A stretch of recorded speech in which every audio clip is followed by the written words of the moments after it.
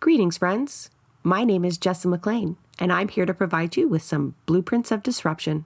This weekly podcast is dedicated to amplifying the work of activists, examining power structures, and sharing the success stories from the grassroots. Through these discussions, we hope to provide folks with the tools and the inspiration they need to start to dismantle capitalism, decolonize our spaces, and bring about the political revolution that we know we need. Welcome to the studio, B. Can you introduce yourself to the audience?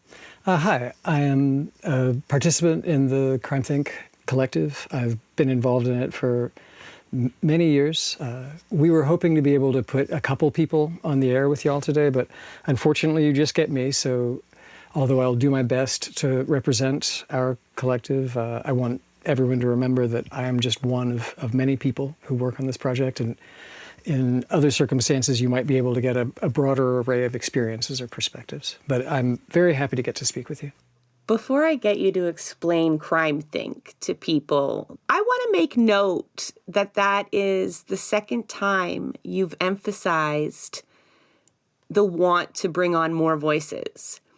And at first I thought perhaps it was just because I invited you to bring more people and you thought perhaps like that is how our show operates and that's what we expected. But I can tell by the way you've repeated it to you, it's, and you always correct me if I'm wrong about this, but it has that anti-authoritarian feel already. Like you don't want to be the spokesperson for a collective, and a recognition, verbally, the recognition of the value of a collective of voices. And I'll tell you, like that's hitting me. I'm hearing it and I'm feeling it, and it has significance to me beyond you kind of just apologizing for like, hey, it's just me, like it's not that. Yeah, I feel like we're always most intelligent and most interesting when we're in dialogue with each other, because between, even if it's just two people, any two people draw on a different range of experiences and a different positioning in the world order that we inhabit. And I think it's always better to hear from multiple people in any collective or any project, even if the project is vertical. If you didn't just hear from the media representative of Disney, but you also heard from the person who has to dress up as a cartoon character every day, you would learn more, right? So everything that we do, we try to be drawing on multiple experiences and drawing more people into dialogue. And at the same time, the way that our project is structured, there are bottlenecks, and there are some people who really want their voices out there, and some people who are more retiring, and the project of trying to distribute agency and leverage over what we do is one of the fundamental challenges, probably not just for our collective, but for humanity in general. We've kind of jumped ahead. Now we've got to go back. Explain your collective to the audience. Who is we? Okay, we in this case is CrimeThInc, which is a decentralized anarchist collective active since the mid-1990s. The first CrimeThInc projects emerged out of the zine underground in the 1990s, that involved some like punk and hardcore and Riot Girl and some other circles, but a bunch of different self-publishing projects.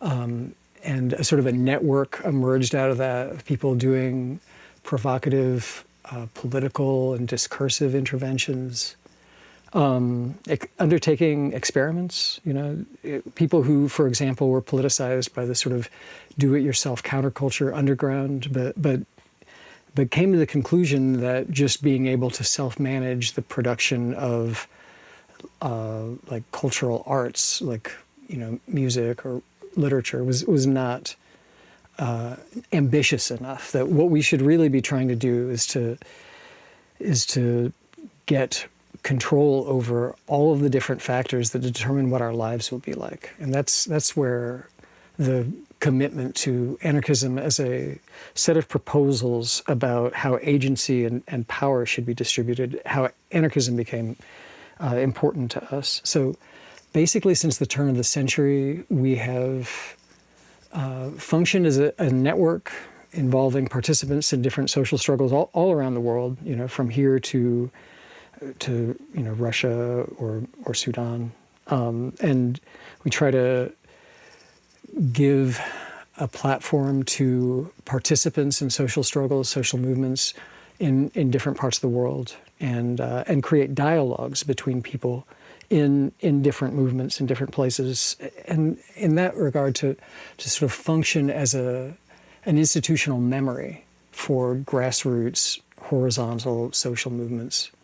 To be able to pass on lessons, tactics, strategies, historical experiences, memories from one generation of movements to the next.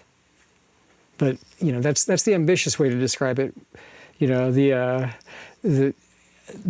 other way to describe it is that we're a network of several dozen people who work together consistently to distribute books, maintain a website where people's reports from different parts of the world can appear, and we're in continuous dialogue about strategy, about what it is that we can do to help really everyone to get more leverage in their lives and reestablish their relationships on an egalitarian basis.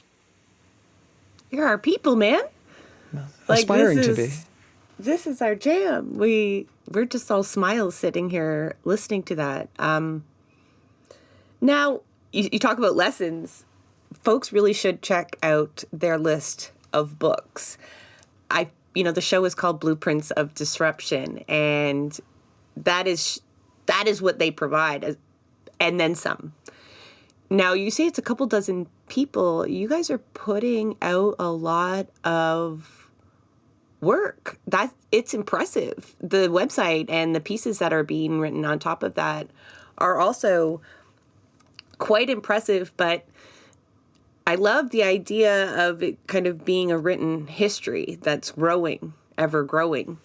That is important to us. Just keeping our website and all the articles we've published for 25 years online itself is hopefully will serve as an archive for people in the future trying to study these events, because a lot of the websites that have been really important places for dialogue, a place like infoshop.org 20 years ago, or some of the indie media pages are gone, and you can just barely use archive.org to see some of what was there. But for us, we are really trying to think on the scale of decades, or aspirationally centuries, that we should actually be able to pass on these lessons and keep them accessible to everybody. We had a guest recently who had a line that really hit, which was, the most valuable commodity that capitalism owns is history. And that just reminded me of that, because, having studied history, one term I never really learned about in history class was anarchism itself. I think it conjures for many people images of the purge and chaos and lawlessness, and it's not really, as I've gone to learn about what anarchism is, it's not really at all what it is. And I think that a lot of people haven't had the opportunity to really learn about it, because it's not exactly something that, there's been an intentional effort to not teach about it. So, I ask about this early just to feed our conversation as this goes on, but what does anarchism mean to you? Well, you're right that it's there are a lot of people who have an interest in misrepresenting anarchism, because basically everybody who desires to be able to rule over others, whatever ideological framework they're coming from, if they desire to be able to rule over others, they're going to be opposed to anarchism, and they're going to have an interest in misrepresenting it. Anarchism, basically is a set of questions about how to make it possible for people to coexist as equals. And, another way to frame that is that anarchism is the proposal that everyone should have the agency and the power to determine how they fulfill their potential, to determine how they will live on their own terms. And of course, this isn't something that we can do as isolated individuals. We're all part of communities. We're all part of a society and a global, biosphere also, right? So having self-determination has to be a collective project. Anarchism is the idea that everyone should have, leverage over what their lives are, and also that we have to find ways of working together to be able to establish this. It also involves defending ourselves from those who would like to dominate us, and seeing others' well-being as essentially interconnected with our own. Since we can't establish self-determination, individual by individual, that's something that communities have to do collectively and struggle.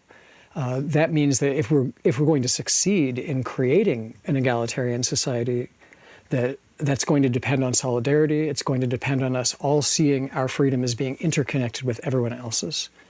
And there are lots of different histories of anarchism we could spell out here. Like you say, history itself is a contested terrain. But for me, the most fundamental thing that we take from 150 years of self-declared anarchist movements is this idea that if we ourselves as individuals want to have freedom, and we don't want that to come at the expense of someone else, that we have to develop an entire toolbox of skills and strategies, both for defending ourselves and for resolving conflicts without recourse to hierarchical powers or oppression. I have so much to unpack there. I could ask about a dozen questions from what you just said. I think it's important that you drove that point home of the collective, because I think a lot of people have a view of anarchism as being very libertarian because it emphasizes the agency and self-determination, which is not unlike Marxism, right? Owning the means of production and human emancipation.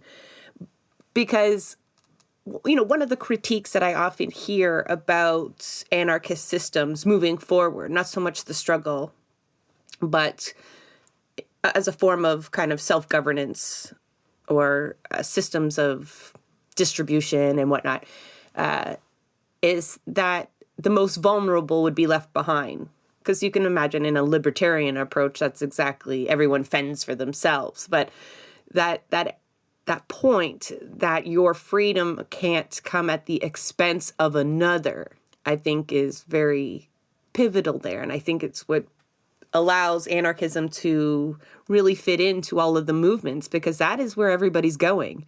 They may not have articulated it from an anarchist perspective, but surely all these progressives that are working within movements don't feel good about authoritarianism. Generally, that's what they're battling on a whole. They might not know that, they might be very focused on climate change or passing a very specific law or defunding the police. That's a little closer, right, to anti-authoritarian, but they don't articulate it that way. And then as such, they're replicating a lot of these systems a little bit, maybe unknowingly, but I think more perhaps from a lack of the tools that you folks have.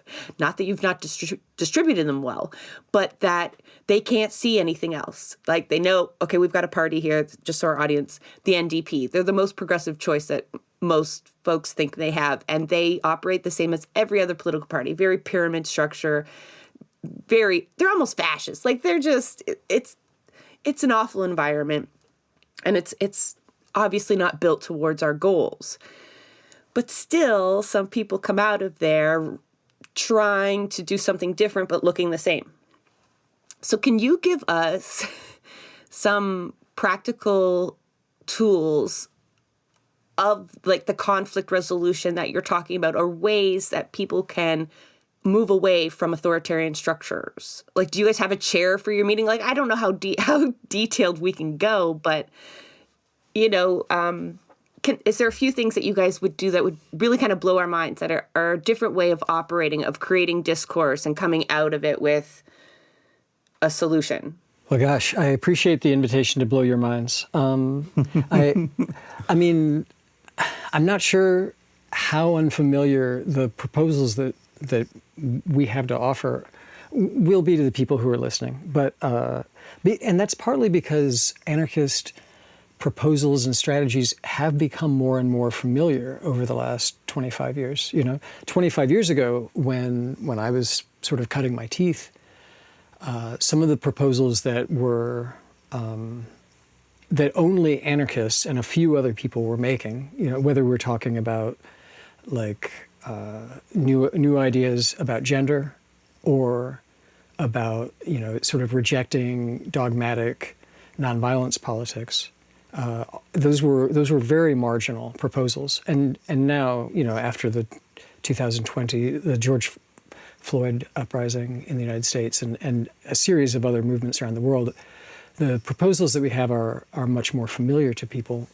The one thing that hasn't necessarily taken off, is the idea that we should pursue anti-authoritarian relationships systematically, right? Like many more people now are familiar with the critique not only of gender roles but of fixed gender identity in a biological sense. Many more people are familiar with the idea that perhaps it is more destructive not to intervene in the forces that are causing climate change than it is to break a window or shut down a pipeline or something. Many more people are familiar with those ideas at this point, but the idea that we should systematically approach all of our efforts towards political change as efforts to deconstruct hierarchies and redistribute power, that's still a radical proposal. And part of this is because anarchists are often in the front lines of struggles and consequently are often the first people who are facing repression, And so if you're an anarchist, you're often dealing with, high-level political charges or, getting supplies or, to people who are in bad situations, supporting people who are doing prison terms, rather than just having your hands free to communicate with other people. That's, among the many challenges that we face. But in terms of strategies, which is the question that you asked, if I could summarize a basic proposal, a basic way to understand what's common to all of our proposals, it would be that in our movements, as well as in the world that we seek to build, access to power should itself be decentralized.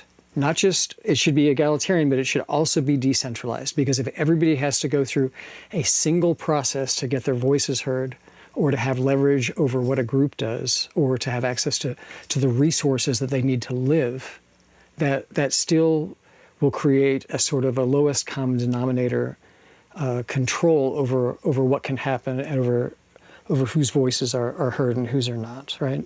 What I'm describing will probably be familiar to you from some of your experiences. So this is one of the reasons that we critique vertical forms of power, like, domination. We don't think that a government like the one that Vladimir Putin heads in Russia, we don't think that's a good thing. We also see the ways that self-declared representative democracies, like the one that functions in the United States, also shut out and silence a large part of the population. And neither of those are useful models to base our activist organizing on. In both cases, what we want to do with our collective, with CrimeThInc, what we want to do is put resources and skills at people's disposal that people can replicate and use themselves. We want to show ways of accessing resources, that understand resources in terms of abundance rather than scarcity.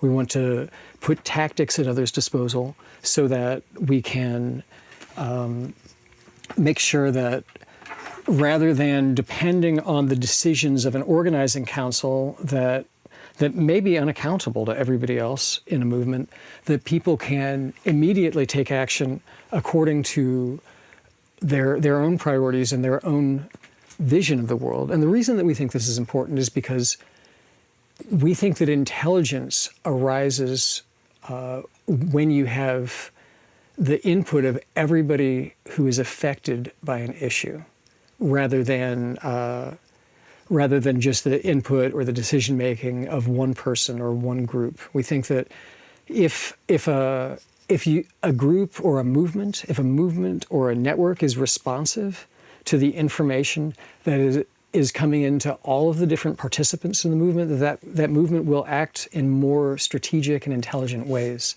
than a movement that is limited by what a specific group within the architecture of the movement is able to recognize or see from their particular vantage point. That's why we focus on tactics that can be replicated or taken up by anybody wherever they are, and why we try to share information from groups that are employing those tactics experimentally, in particular social movements, so that people in other social movements can learn from their experiences and immediately put those lessons into practice. One thing that, you comment about lowest common denominator made me think about, when we approach things, for example, from, you hear a lot of people talk about the working class, right, as kind of one of those common denominators. And then, one thing we talk about is how that could exclude people who are not able to work, disabled folks, as an example, right? And, there's a lot of situations where movements leave people like, disabled folks behind and are not properly advocating for them. How does that fit in, I guess, into what you're talking about, to make sure that people like them are not left behind? Yeah, that's a great question. I mean, for me, class consciousness is one of the ways that we can describe what we're trying to do, but class is not the only vector of oppression, right?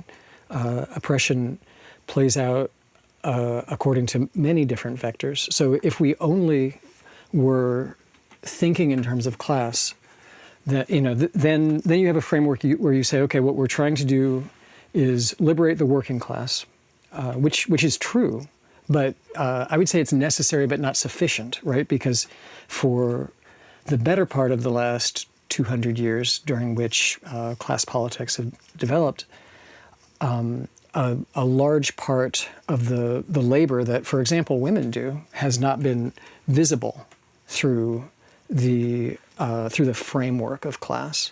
And it's also true what you say about disabled people, and also the precariously employed. The class politics that were useful to anarchist, syndicalist, Marxist movements 100-some years ago, when the majority of the population, at least of some countries, was engaged in industrial production. Those are antiquated in a time in which more and more people are working in what's called the tertiary sector. They're working in supplying goods and services rather than the raw production of industrial goods. And so in this situation where more and more people are precariously employed, a lot of the old strategies, like focusing on organizing labor unions that act in factories, for example, are producing diminishing returns. So, one of the proposals that we've explored over the last couple decades is that we need to understand the protagonist of these struggles as something that is as a population that is broader than just those who are in stationary, stable employment for industrial unions, for example. Does that make sense as an answer to? Oh yes, absolutely. Oh yes, we had a whole episode on the need, for labor to include social movements and how that can happen because of the certain demographic that they represent and that focus that they tend to have around collective bargaining, and that's it. Yeah.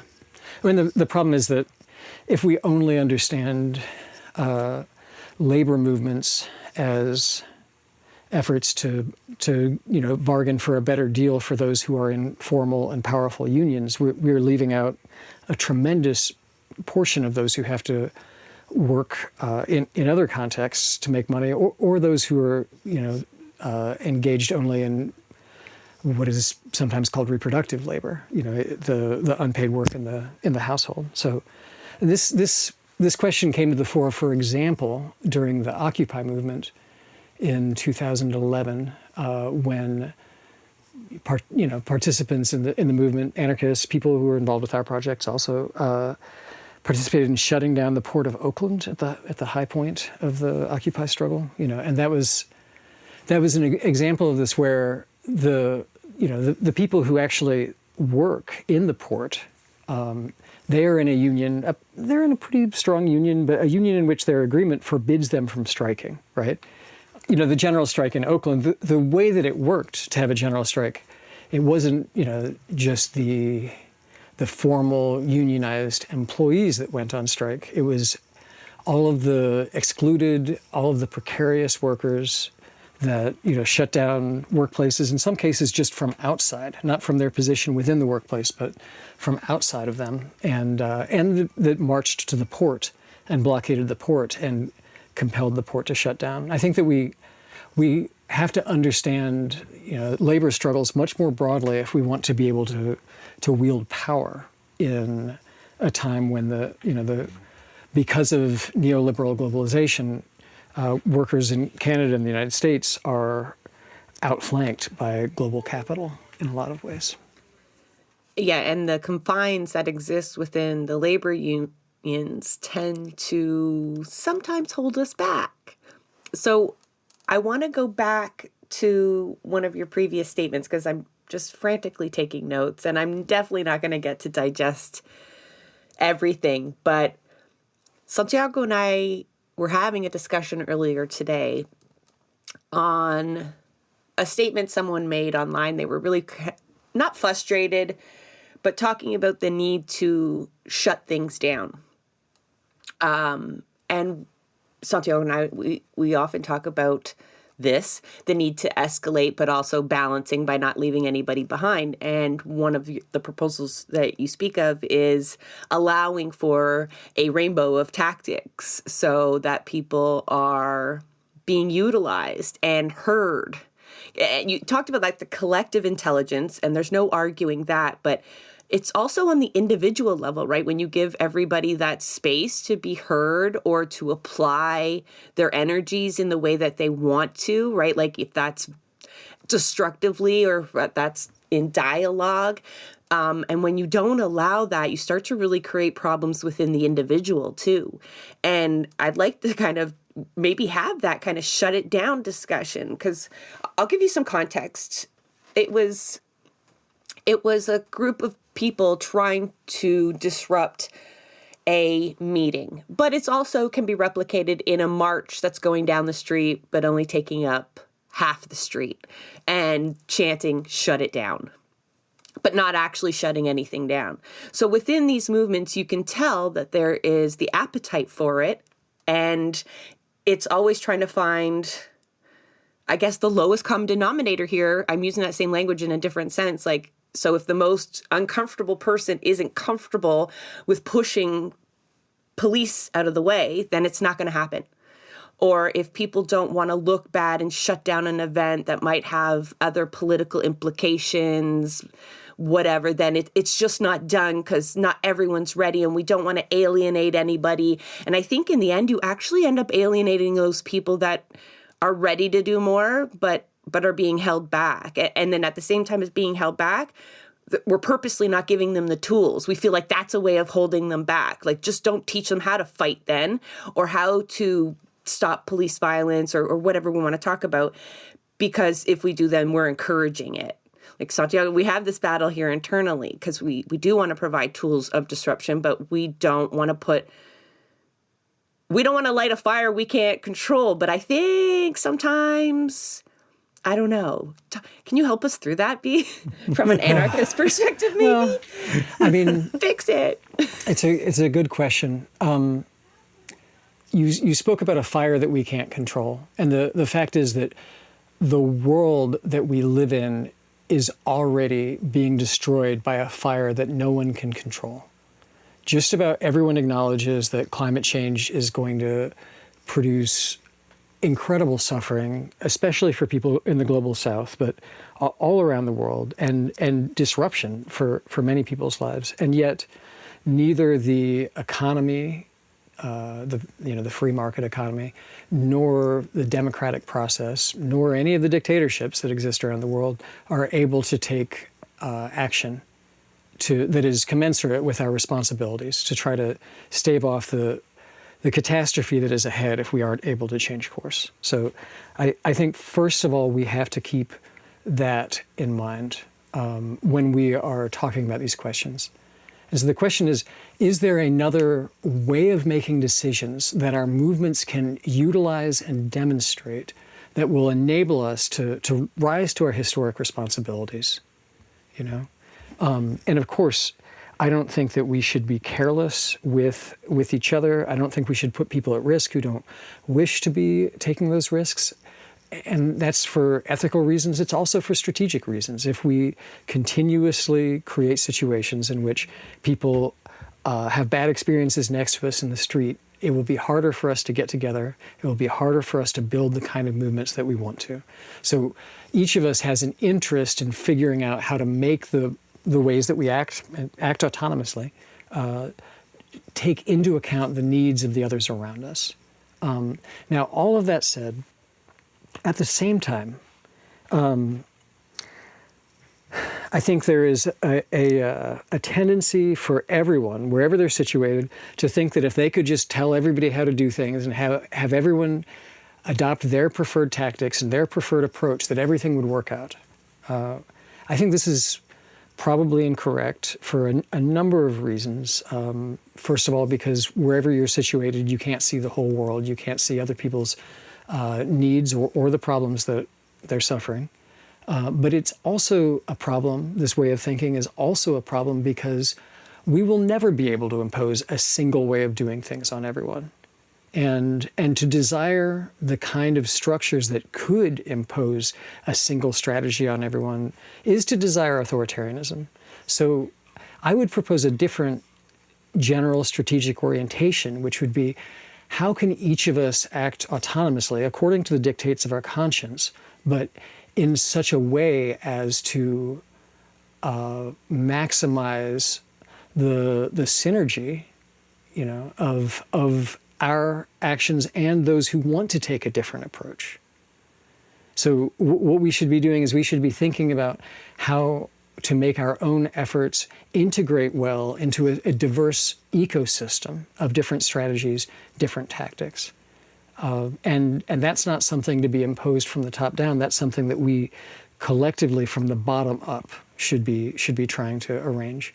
Because it's true, if decisions are being made from the top down or according to a lowest common denominator logic, it's never going to be the right time for everyone to escalate.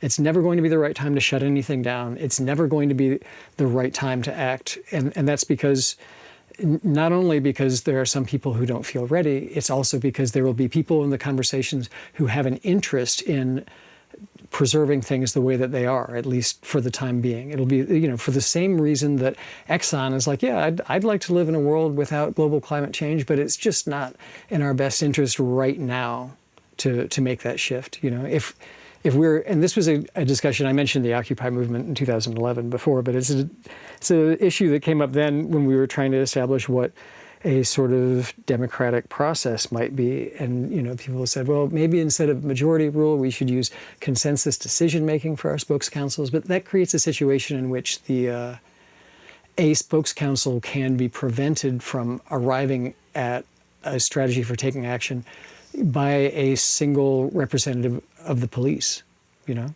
So my argument would be that instead we need ways of approaching decentralized decision-making in which people are concerned for each other's well-being, are thinking, are strategizing about how to take action in a way that is likely to benefit the movement as a whole, and yet at the same time can make those decisions autonomously. And so we need to structure our movements such that some elements of the movement can escalate, can shut things down, can take action. This is something that, you know, anarchists often are the ones who are most likely to be trying to push the envelope, to do things that are... We know the type. We've seen them in our circles.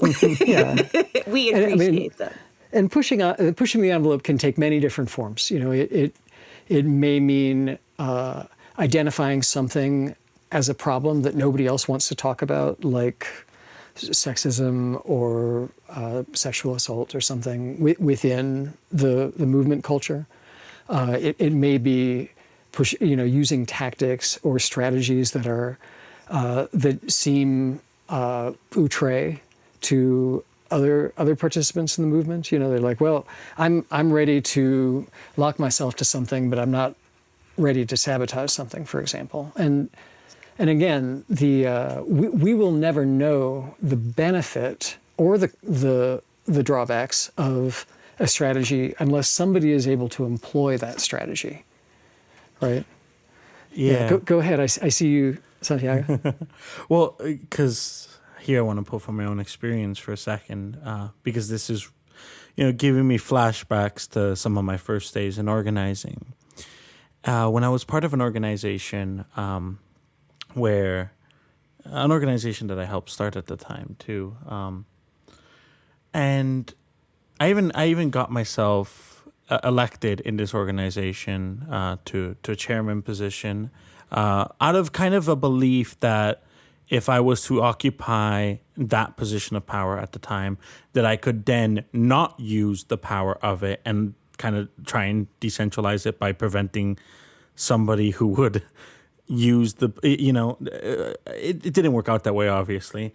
But that was my thinking at the time. And I remember, the conversations that we had in this organization about stuff like, sexism, about the fact that it was the majority of the organization was white men. And why is it that this organization is not appealing to a diverse set of people? I mean, this is Toronto, where we're coming from, where it's one of the most diverse cities on earth, right? And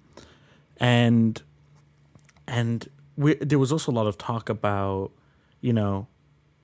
people, myself included, wanted to start actually doing things, actually getting out in the streets and meeting people's needs where they might be as action. And people who disagreed with us, the points that were always made were like, oh, well, that's a waste of resources. We need to have a united goal. And what we need to do is we need to bring people in, and we need to take over the NDP, which is, our fake progressive party, right? And everybody has to agree that we are working to take over the NDP, and everybody has to do that. And there can be no multiple objectives. There can only be the one objective, and that is what we're doing, right? And I tried to make the case at the time. I mean, I was very young at the time. I was 20, and still learning how to do all of these things. But I was trying to make the case of like, no, like we go and we, actually we prove that we're not just talking, but we prove that we can do something for people, that we have something to offer for people. That's not going to cost us resources. That brings more people into the movement. And I lost that battle at the time, and I left the organization because I got very disenfranchised with kind of the authoritarian nature that it was taking. But I feel like that is, I tell my story because I felt like that from all the things that you were saying, and I think it's a very common story in many ways of the traditional ways that we organize and the traditional organizations, right? That is a common issue, and you hear all the time about organizations who cover up sexual assault within the organization. You hear that multiple times here. You hear all kinds of things, and we don't always it feels like we don't have good tools to talk about these things and to deal with these things often. I don't even know where I'm going with this anymore, but that's my spiel. Well, the situation that you're describing is probably familiar to every organizer who's listening to this, because if you have a logic of centralization and unity rather than harmony that defines how your organization is trying to work, you will inevitably end up in situations where you have to choose between what seems to you to be the benefit of the organization and then the needs of the human beings who comprise it. And for me, that's an argument against that way of thinking, right? That the benefit of the people within the organization and who are affected immediately by it should not be something that we can ever understand as being distinct from the goals of the organization. First of all, addressing power dynamics inside of a community, inside of a project. There's never a good reason not to do that if what we're trying to address is power imbalances in the world. And at the same time, the other problem with that strategy, from my perspective, is that, if you're like, we'll get control of the NDP or the Democratic Party or whatever, and then we'll fix everything. As you said, you got into a position of authority within the organization, but you discovered that you could only use that authority according to its own internal logic, right? Not according to the logic that you brought, not according to the good intentions that you brought. And that's a structural problem with this way of organizing. In my experience, even when I've been participating in a movement that is trying to change official policy or government policy, the times that we've been most effective in doing that were the times that we demonstrated that people could make the change without the government, could make the change contrary to the wishes of the government. If you're talking about feeding people, if you're talking about housing people, if you show that you can open up buildings and enable people who are homeless to live in those buildings, then the government will be like, well, okay, maybe we could open up some buildings, but if we don't have the power to do that, they will not have an incentive. There will always be something better to do first, Makes me think of the Black Panther Party, not an anarchist organization, but the Breakfast Program, exactly. Which is one that I really admire their community programs. It's something that inspires me quite a bit. That forced the government's hand into having a breakfast program for kids, something that here in Canada we still don't have. Yeah, and we have lots of hungry kids because of it. That demonstrates the value of direct action, and it demonstrates the importance of addressing people's needs directly. And in that regard, the Panthers example is very important and still has relevance today. If you don't mind, I feel like I keep going back, but please. We're talking about decentralized power, but also decentralized access and application of tactics, right? I want to go back to that consensus versus, I guess most people are in meetings where it's majority rules still. Then there are people who may generally try to build consensus, and from my experience, there were mechanisms where people in certain organizations could object. I think you were talking about that, like a veto, and it could be an infiltrator, a cop saying, oh no, I'm really uncomfortable with this. We couldn't possibly do that. And out of, respect for that one participant, quite often like that idea would then be shelved. And for applicable purposes for people in those meetings, the idea goes back to the unity versus harmony statement that you made, that let little committees be formed. Let actions be decentralized in ways that they don't mess up the whole song. They will be different. That's the idea, right? Unity is the same, or at least we sell it that way. But harmony, if you are in a choir or you understand that there are different notes being sung by different people with different capacities in their range, right?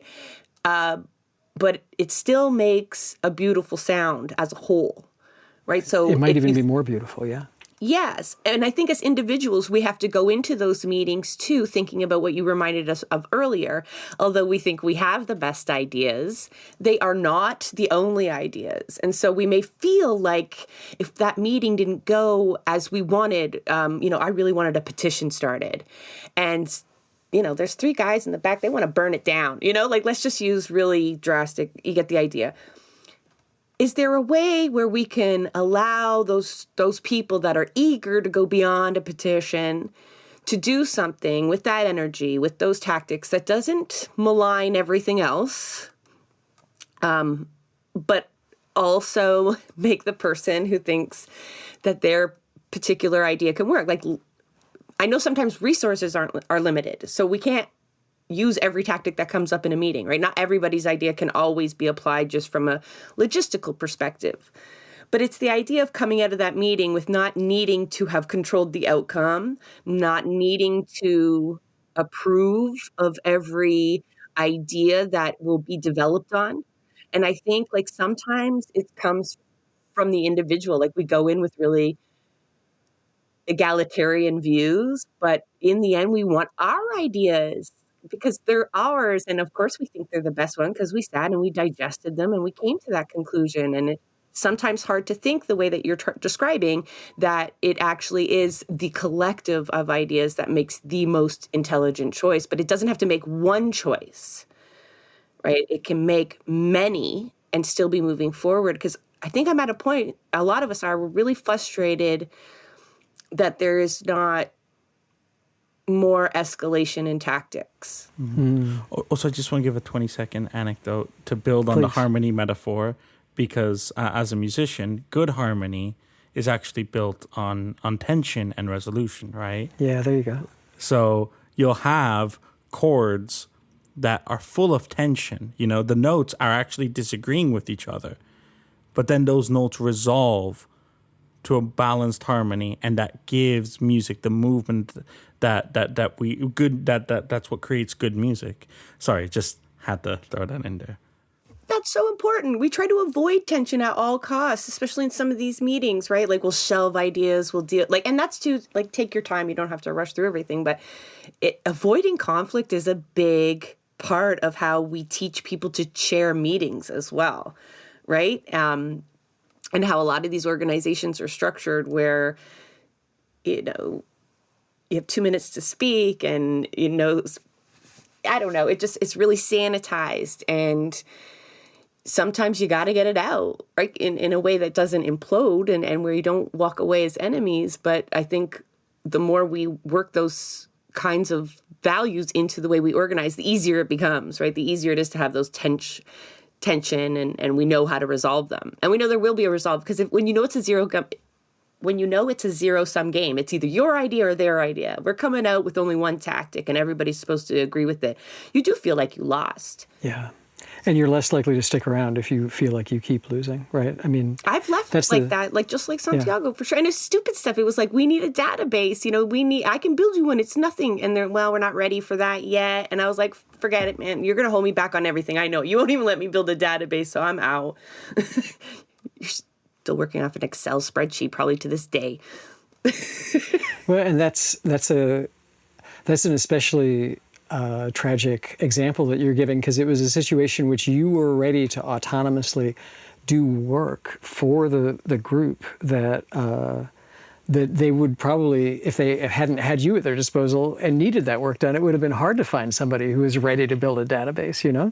I mean, and we have to think about all the different capacities that people who have cause to seek social change are not getting to use in our movements.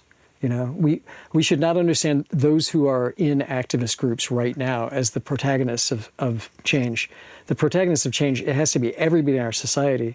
And there are so many capacities that people out there have that are not plugged into things. And again, if all that can happen is going to be determined by those who have chairman or chairwoman or chairperson positions within today's existing organizations, the things that we change, that will not be all the things that need to change in the society, right? We need to be much more ambitious. We need to be thinking on a much more ambitious scale.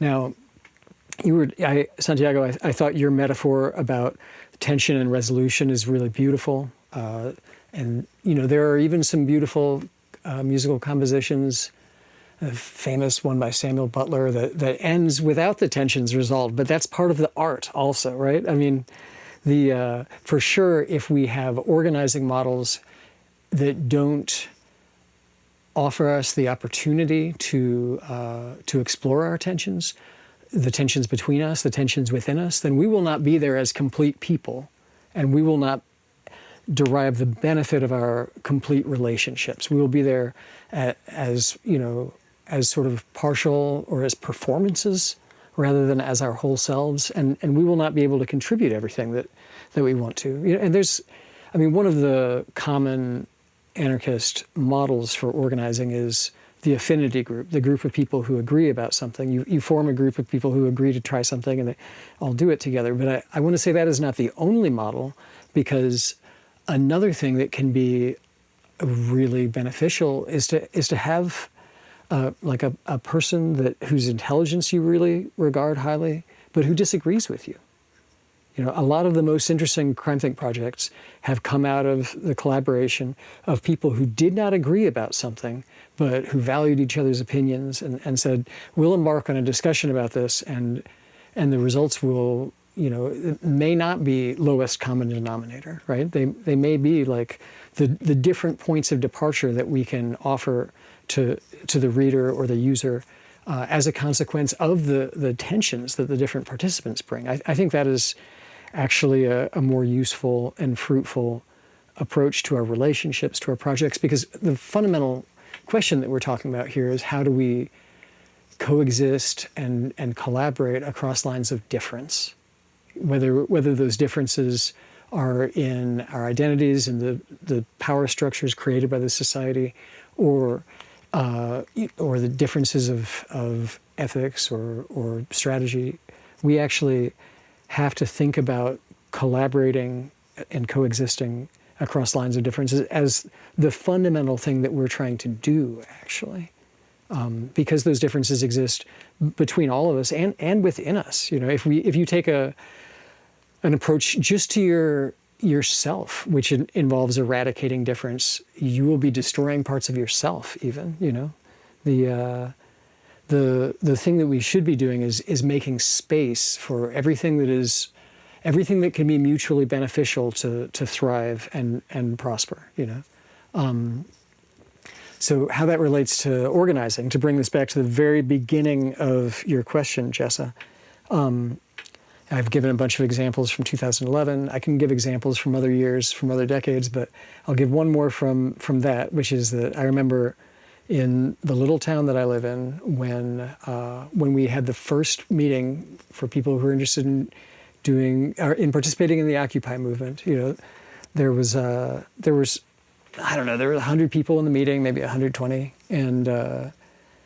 and somebody was like, let's establish an occupation in the center of the town. It was a minority position, that it was, if we had a vote, whether by consensus or by majority rule, we never would have agreed to establish an occupation. But instead, the facilitator said, okay, everybody who wants to establish an occupation, go over here and discuss that.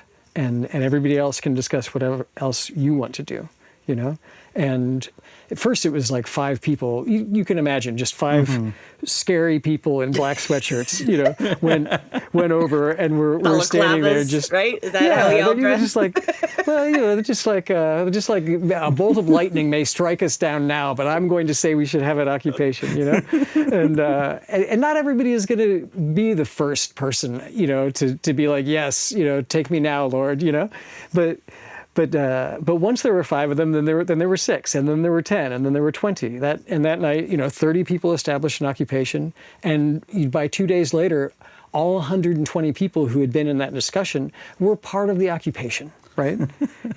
Which it shows the importance of people being willing to experiment and all of us creating containers, for experimentation.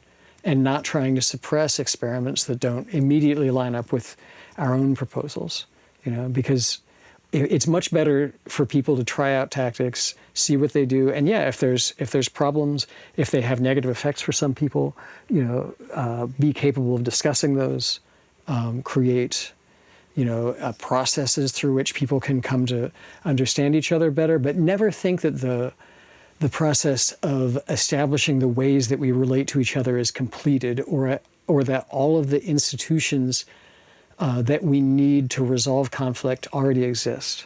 Because whatever we establish, it will include some people and exclude other people, or it will include some aspects of ourselves and exclude other aspects of ourselves. And again, the anarchist proposal for decentralization is that we should always be taking an expansive approach to the process of decision making and the process of deciding how to look out for each other also. Because we can imagine a spokes council that would take everyone's needs into account in some context, but eventually there would be problems that were just invisible to the spokes council, right? And that it was necessary to go through the whole process of thinking all over again what institutions or what processes would be necessary to address everyone's needs. That's, again, one of the fundamental aspects of anarchism is the idea that we are never finished building the political structures that we need, that we always need to be ready to call them into question, to go back and ask new questions, to hear everybody whose voices are not heard in the existing structures or processes, and begin again when we need to. Yes. Yeah. I'm probably just going to end the episode there, to be honest, because I think the example that you gave, I'm probably going to unpack for a while after this, but of the facilitator, allowing the 5 or 6 scary folks, and how eventually everyone came along, and my mind is just going to all the things that happened. Those 5 or 6 people started off as scary, but they actually made it safe for more people to do something more. And I imagine solidarity played into it. And it's like you didn't want to occupy, but you're not going to let your friends do it without you. Like you're not going to leave them to do it by themselves. You came in this together. And so it just made space for movement, for steps forward. It allowed people to step out of their comfort zone too, because I do want to operate where everyone has their own comfort zone. But at some point we do have to slightly encourage people to expand that comfort zone when they're ready, and finding ways to do that beautifully, right? Not without tension, but not without alienation either. And I need us all to get there. Yes, I'm not feeling very articulate about that at the moment, but just a whole bunch of yeses. We need to get you folks in front of more people. I can completely understand the need to collect all of this information and the ways that you describe them as proposals. It doesn't feel like theory. When you talk about other ways of doing things, it comes across as really theoretical. But this is all very practical stuff, very applicable. And I think we've probably broken down the not stigma of anarchism, but the mystique of it, perhaps, And I think a lot of more people are going to start identifying themselves as anarchists. Maybe not with balaclavas, but, we need a bunch of different kinds of anarchism. The balaclavas are important for some people, but shouldn't be necessary for everybody, No, we do talk about masking up and, taking it safe. But I feel like there's just this image that a lot of people have that will melt away. And so I will stop using that reference because it's not helping. Thank you so much. I feel like you're a really good resource to come back to. I don't know if you'd be willing or your other comrades would be willing, but there's so much, even the piece that you folks did on the human rights discourse around Gaza. I mean, that could be a whole discussion in itself. And I think we've kind of gotten there where, the power comes from the people and not from the institutions. But again, thank you so much for coming on the show. And it has been a wealth, I think, of knowledge for our audience, particularly anybody that is doing organizing or can relate to Santiago's story and the examples that you've given. Thank you, Beat. Oh yeah, you're being very generous. You deserve probably the more a more articulate version of this. But if you in the future want to bring people Jonathan Pollack was the person who wrote the text about human rights discourse and what's taking place in Gaza. He's an Israeli anarchist. I don't know if he identifies as an Israeli at this point, but